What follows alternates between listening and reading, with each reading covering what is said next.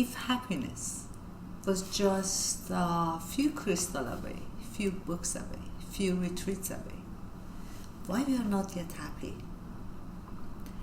But before I start, I want to show you a few things. This is my salt lamp. It's supposed to purify, but sometimes attract dust. These are my crystals.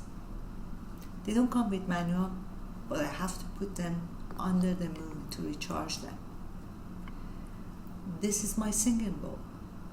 It has a very nice, calming sound, except it does make my dog unhappy.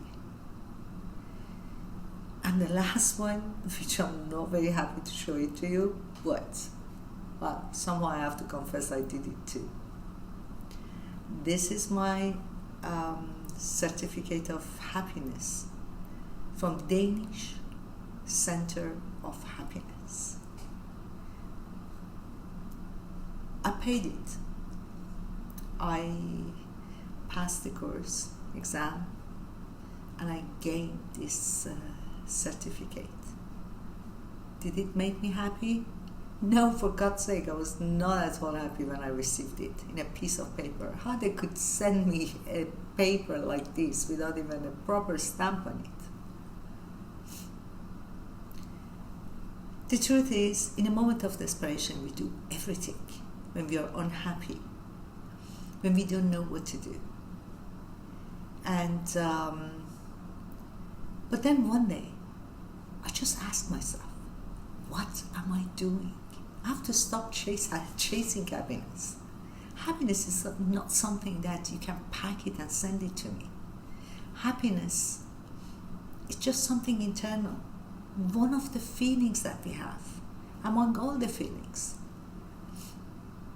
Empathy, sadness, name it, stress, fear, all those feelings that together they make us human. Happiness cannot be achieved in one of those retreats where you sit and cross-legged and for 7 hours with a back pain when the master of happiness there tells you that even he saw few tall, 3 meters tall alien in blue colors that they were standing there and watching him to learn his way of teaching happiness. Did it happen? Yes, I'm not kidding. And how you feel after such a thing? Me? I come back home and I don't sleep for days. Why? What if those aliens, they come to test me to see if I'm happy enough? When we are going to stop this madness, happiness is nothing to be packed and send it to you, to ship to you, or to sell to you. It's not exchangeable with money. You cannot measure it through one of those apps that tells you you didn't reach the level of happiness that was your goal yesterday. It's not a blood pressure to be measured. Happiness is in those very small moments of life. When you're looking from the window outside and all of a sudden you see a couple of birds fighting over a breadcrumb, that's happiness.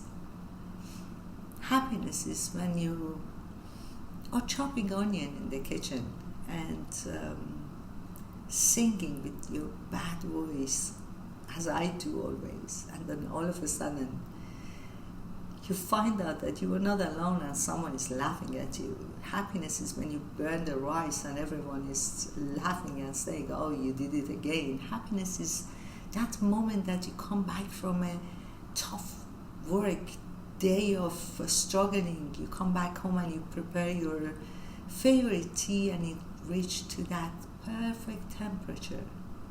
And you say, this is it. Happiness is not to be found somewhere. It's a feeling. You have it. You have to identify it. You can't buy happiness. And the industry that is selling it to you wants you unhappy. Don't take me wrong, I'm not telling you that you shouldn't heal yourself. But what I'm trying to tell you, what I mean, is just stop outsourcing happiness somewhere out there. Just look around. How many books you read recently about happiness? How many podcasts? And how many promises that you just are one step away from happiness, and all what you need is one more book, one more retreat, and you will reach there. Happiness is not something that they define it for you. You define what is happiness for you. It's not a recipe that fits all. It's something personal. Something that can make me happy perhaps doesn't make you happy. So let's stop chasing happiness. I think we are overrating happiness too much. The industry is trying to sell it, so they need to advertise it. But the question is, after all those books that we read, all those podcasts, all those promises, retreats, do we feel happy? Did we find what the happiness that they are selling actually is? No. Those are small moments of life, a simple one. Maybe we need some, less noise in our life just to be happy. Maybe we should sit back and feel those moments of joy. Maybe we should go back in our past and see and re-experience those moments of joys that we had. This is what I did. I found so many of those small little moments of joys that I had in my life, and I tried to relive it again. Happiness is that moment that you sit and, meet without needing to post it, or that simple moment of sadness that you call a friend and ask for 8 minutes of their time, and they rush to you, and then you talk to them, and then after you feel so happy that you're not alone, that someone cares about you, that empathy that they give you. Those are the moments of happiness.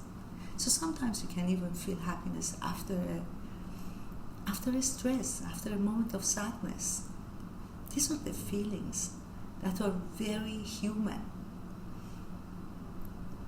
Not that feeling of having a fake smile in our face and walking around and say, oh, okay, I finally reached to that state of happiness that will last forever. Never happened like that. It just makes you more and more unhappy, because they keep telling you if you didn't reach to what dream, something crazy that they are talking about, it's your fault, because you didn't learn it well. So, you know what I did?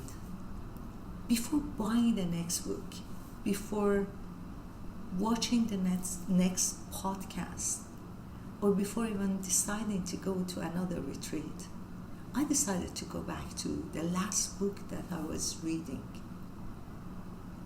And I decided to pick only one thing that I could apply just today in my life. We can try it before rushing to buy another book. All of them, they promise you the same thing. Few of them, they are very good, but they are good as long as you apply it to their life. So stay with me, subscribe to this channel, and consider it as a space in which we are going to talk about all the human experience, feelings, sadness, happiness, and we are going to discuss how to live instead of being only alive. Here, we are going to experience together all the feelings that we have as a human being. So stay with me, and until next time, Goodbye.